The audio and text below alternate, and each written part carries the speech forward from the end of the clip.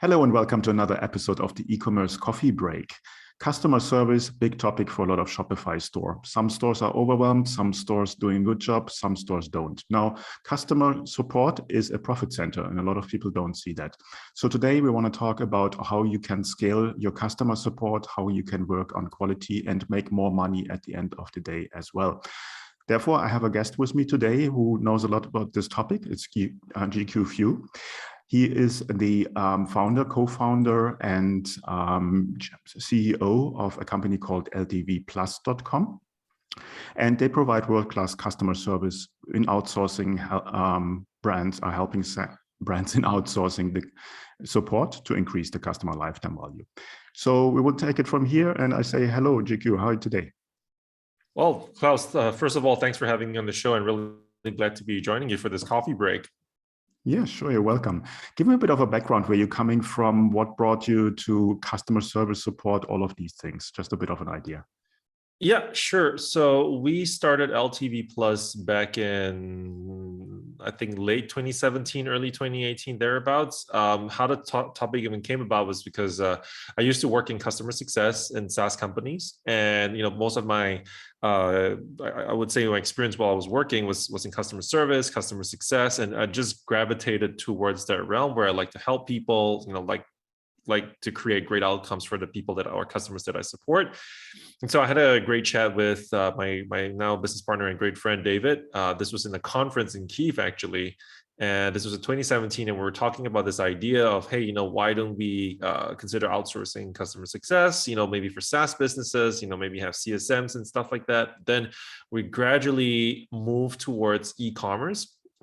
Funny enough, because in the beginning you're working with many different types of brands. You're just kind of finding out what sticks. And so we arrived at first of all, live chat for customer service for Shopify stores, and we were seeing, hey, live chat is a great tool to convert more customers, right? You can provide information in real time, clarify any doubts, and also possibly offer upsells. And so, we started from live chat, Shopify stores, e-commerce stores, and then we started developing it even further, providing full omni-channel customer support, email, voice, social media, you name it, and just gradually scaled from there till today. Okay, sounds great. Now, obviously, Shopify stores or any kind of e-commerce stores, when they get started and they are hopefully successful, it becomes very, very quickly an issue to scale customer support with that. Now, customer support is one of the main topics that will bring customers back to your store. Customer lifetime value. If we have a happy customer, they will come back, they will buy more. So it's a very, very important factor. And I think for a lot of stores, it's difficult to scale support up as quickly as possible. And obviously, the most common question is like, where is my order? How long does shipping? Maybe some product specific questions. But I think they're missing out on a lot of other topics that you can potentially use to increase your customer lifetime value. And that's what you do. Give me a bit of a background, what you're doing there.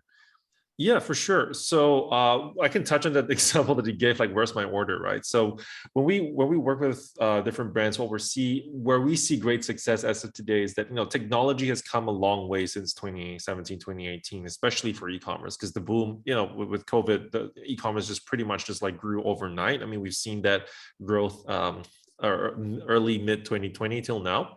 And the technology has grown with that. And as a result, I think businesses these days are able to kind of run with a lean team or a lean customer service team. And that's something that we advocate a lot when we work with different clients or different stores.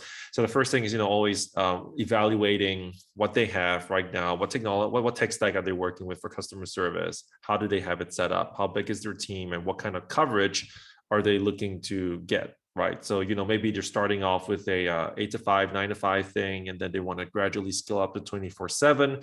What's a realistic progression? And so we evaluate that, we figure out, okay, this is actually what you really need based on, the conversations that you're getting, across all these different channels, right? Because that kind of helps us set I wouldn't say ground zero, but it kind of sets the baseline for customer service, right? Because we understand, okay, if you're having conversations coming in from Facebook and Instagram, and you're also having conversations from chat and email, but you don't have those integrated, that's probably something that we would advise, like, hey, let's get that done.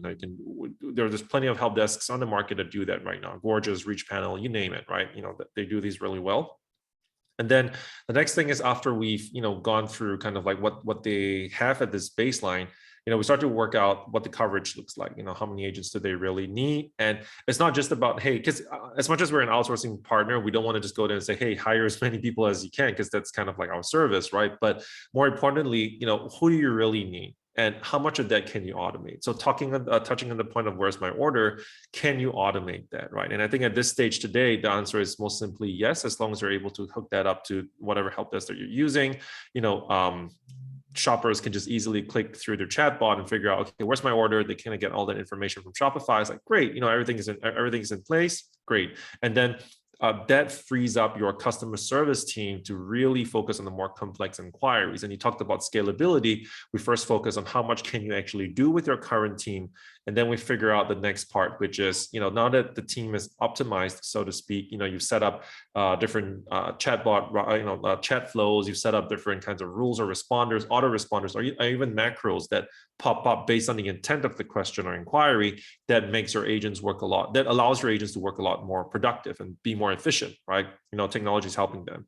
And then we go into the part where we say, okay, how many people do you actually need to start providing that 24/7 coverage? What kind of languages are you looking at? So there's like I would say it's like a different, like a few step approach, first understanding what your baseline is, how much can you optimize, and then looking at how, the people that you really need, and then kind of figuring out from that point, looking back from historical data as you have those, figuring out, okay, hey, when are those peak periods that you see through the year? Right. Obviously everyone talks about Black Friday, Cyber Monday, but there might be some unexpected things depending on your product, right? Maybe Valentine's Day is your biggest time for you, depending on your product, right? And so understanding what those peaks are, and then that's kind of when having a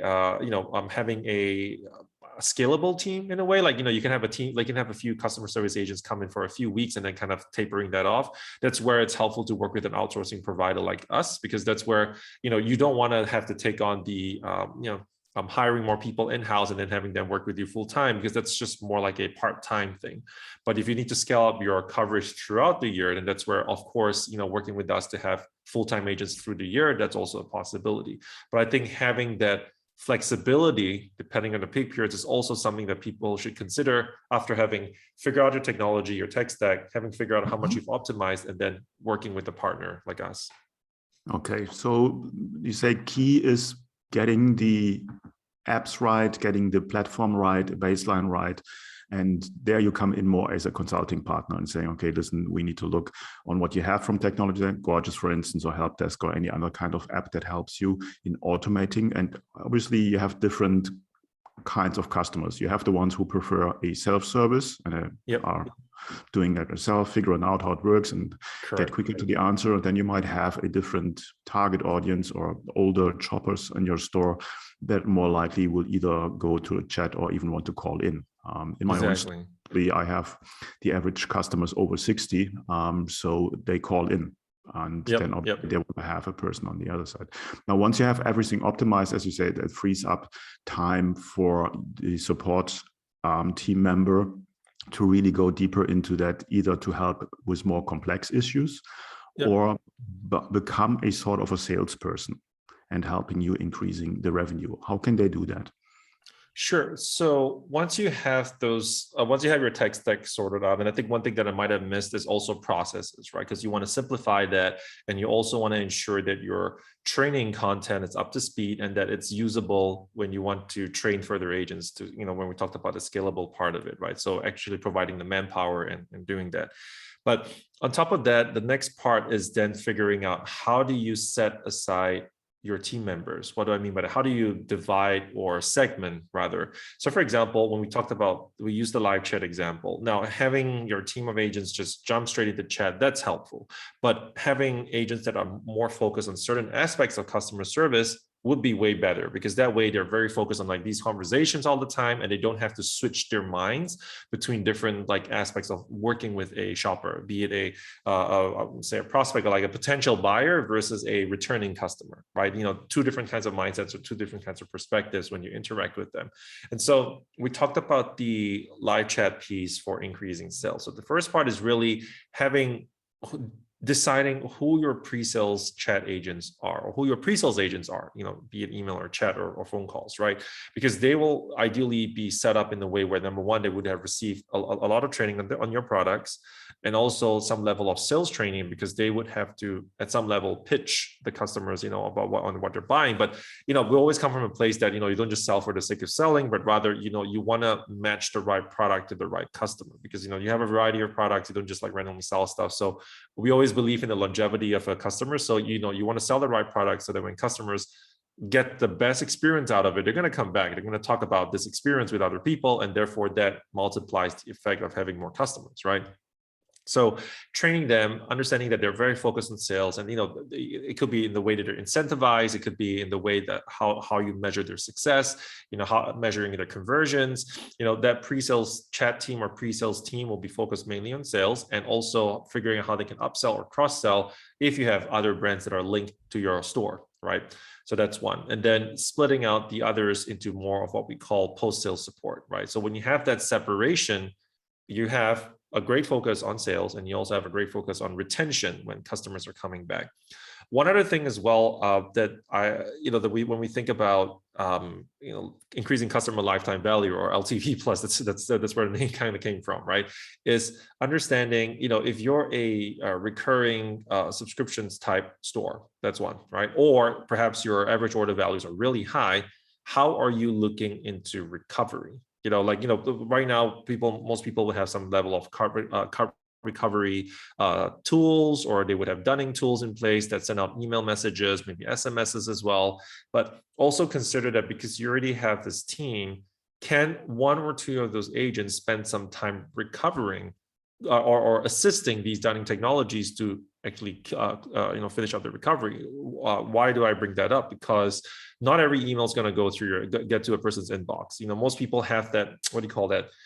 They kind of view email like noise. At some point, okay, it's another marketing email from company X. I'm just going to close that. Okay, great. But they don't necessarily see that, hey, maybe their credit card has expired. Maybe something's wrong with their credit card, and they cannot. They will most probably will not receive their next shipment, for example. I mean, obviously there are different cases around that.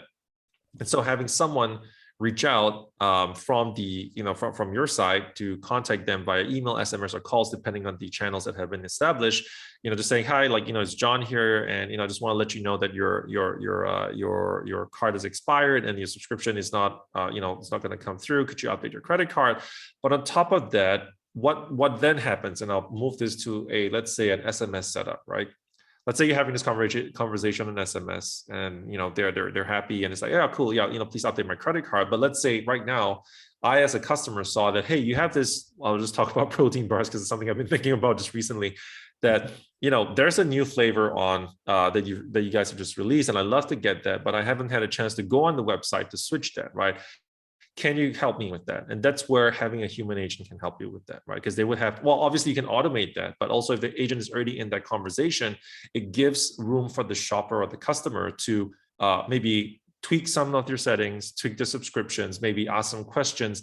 And by allowing this channel to be open with your human team, that gives them the ability to clarify any doubts and also make some updates. And that I think is taking a step further. And obviously that will help increase revenue for the long term and also increase retention as a result.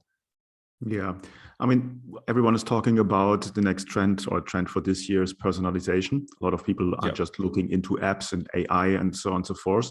But I think we're still humans, and getting a call, getting an SMS, being in touch with a human being, and helping you in your user experience, in your customer experience, definitely gives a higher value to your brand, to your business. And this kind of outreach, either for a branded card or for an upsell, or just if you are on the edge of the churn rate, obviously when you have a subscription-based business plays in there. So that all helps in getting just a little bit or a much better user experience with a brand. Now, obviously, you touched on that a little bit earlier. Training is a big thing. And I think that's something that people hold back, store owners hold back. They say, yeah, if I give it to someone, they don't know our product. Now, obviously, how much time, difficult to answer, but how much time usually will it take to train up a outsourced support team? Sure. So Yeah, let's take different variables in factor. We can give a range, I guess, in this case. So typically we look at a 90-day plan whenever you first work with the outsourcing partner, right? Like we would create a 90-day plan with our clients where we would say, again, the first month is very crucial, right? Between the first 2 to 4 weeks, it's where I would say, download all the training data that they have, meaning what kind of product content do they have, right? What SOPs do they have? What processes do they have? And can we also look at conversation histories to understand, and this is a very important one, how they communicate with their customers. They can give us like the best examples of how these are the best example of conversations that have taken place, and here are some of the worst ones, right? That might have resulted in a bad satisfaction rating as well. Taking those, that takes about, we work that out and then digest that and reestablish a training program where ideally agents are initially trained with doing between 1 to 2 weeks, depending on the complexities, right? And in this 1 to 2 weeks, it's more like process training and product knowledge, right? Because usually agents, when you work with an outsourcing partner, they already would be trained in customer service or their experience, and that's why you work with a partner like that. And so giving them the knowledge, that is just the first part. The next part is actual practical experience, right? So, in the first month, they would already be trained, they would be ready to go. But one way that we do what we call like a soft live, if you will, it's, for example, if they're responding to inquiries, maybe these new outsourced agents will not be the first ones to respond. Rather, they would see inquiries come through, and how they can help the current core team with their work is to leave notes. So to come up with a draft response, write it as a note, and so agents can then take that, or rather the in-house agents can then take those and respond. And if there's any feedback, that's where the in-house agents or in-house customer service manager can point out, okay, you could change this conversations, or you can change this reply this way, whatever, et cetera, et cetera. And so in a way, they're already providing value, but they're not necessarily answering those tickets on their own just yet, right? And so that typically takes, maybe within the first month, we would establish most of that. And so by the second month, it's kind of like where there's a bit of hand-holding between the agent and the outsourcing partner and the in-house company. Of course, the in-house team. Now, of course, most brands would want this to happen within 2 weeks, a week, or a month. It's hard. You can do it. I wouldn't say no, but then you will see the difference in quality, right? But when you have a proper onboarding plan and you're realistic with the expectations, it worked out. And so the second month is more like a test and play kind of thing, right? You still have a bit of it like help, and it kind of works out well in the second month. But by the third month, that's usually when agents are pretty much already up to speed. And they, every agent will make some mistake as a new person. However, they would have gotten to the point where they would know where to look for answers. They would know how to, process returns. They would know how to process the things that they're supposed to be it L1, L2, or L3 support, right? So that 3-month time frame, I think it's a really good one, because it's also allowing the brand, you as a brand, to work with your outsourcing partner and calibrating how your training will look like over that 3-month period. And what will be also interesting is that maybe at the end of the first or second month, you realize that, hey, we need to get LTV Plus to get us more agents, because actually we realize that providing this level of quality actually requires more agents for some reason, as an example. Yeah. And so that 3-month time frame, training, preparation of content, creating the training plan, and evaluating and tweaking and optimizing along the way is very crucial. And typically after those 3 months, it's like, hey, it's pretty much on its own. And ideally, when you work with a partner as well, you would consider that they should take on a certain level of that, take off a certain load of customer service from you, meaning that, hey, they should be able to look at, okay, we're anticipating this increase in volume, or we're seeing this increase in volume. Here's what you should do. And so they can act as an advisor to you to kind of like help you evaluate your choices as you progress through the year. Okay. I think that was a very, very good overview. And I think the key there is that the store owner, the business owner, the brand need to understand it takes some time. They need to have some patience to get a good process in place. Now, obviously, a lot of stores see support as a cost center, and we want to turn that into a profit center. Now, therefore, you need to look into KPIs, into numbers. For what kind of size of a company does it make sense to outsource? Means what kind of revenue, what kind of turnover do they need to have? Is average order value something? At which point becomes it a profit center?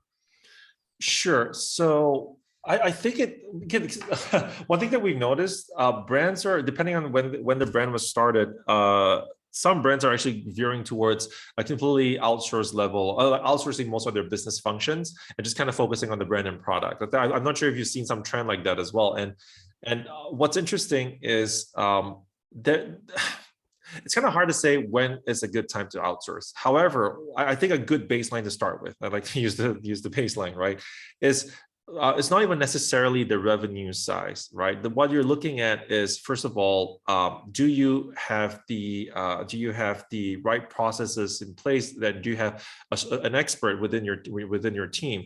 Obviously, if you wanted to start your customer service outsource from the beginning, then you would have to have a trusted partner who can build that out as though they're your internal team, because I think that's what most partners would strive for.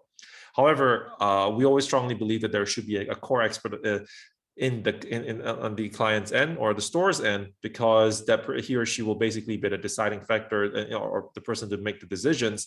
And so that person will have the best understanding of the products and of course the brand, right? So when we talk about revenue size, it can easily range anywhere between 2 mil to 50 or 100 mil. It really depends on the scale of it.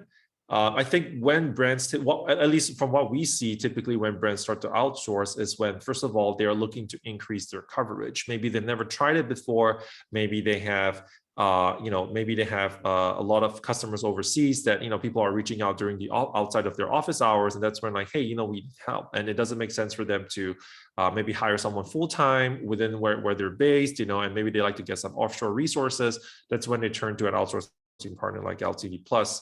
On top of that, if they're looking to step up their game and say, okay, hey, because when you outsource, in a way, it's already reducing your initial cost because of depending on where you're getting your team members, right?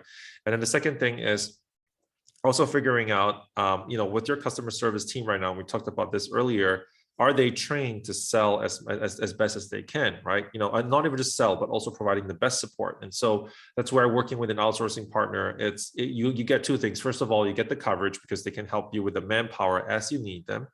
But more importantly, secondly, they can bring together all the expertise and things that they've seen work for other brands to you, so that you can take your customer service up and kick it up a notch, if you will.